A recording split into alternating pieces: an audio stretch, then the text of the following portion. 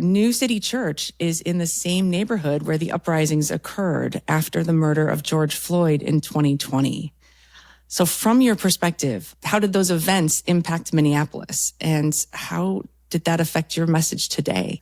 The thing that isn't really told about the story of the George Floyd uprisings is that in Minneapolis, there were actually at least three things happening all at the same time.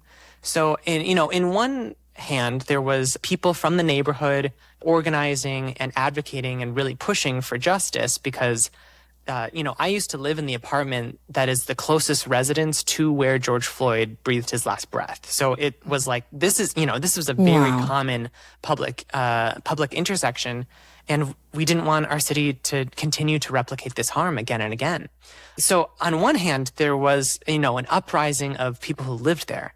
There was also an influx of white supremacists from all over the country who are coming to foment violence and then blame the Black and brown communities of Minneapolis. And this is the part that doesn't really get told. Like in the news every once in a while in Minnesota, we hear these reports of a member of the Aryan Cowboys was apprehended for fomenting violence during the 2020 uprising.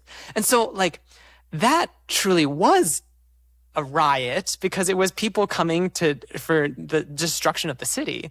And then on top of that was just everyone grieving and lamenting publicly. So it was a very layered event that I'm worried is being portrayed as a very simplistic thing in our history books, when actually we could learn spiritually from all three of those things. First, that the neighborhood was resisting. Secondly, that there was outside forces of hatred that were fomenting violence. And third, that there was lamentation. We need to keep all of those in mind if we're ever going to be spiritually intact moving forward.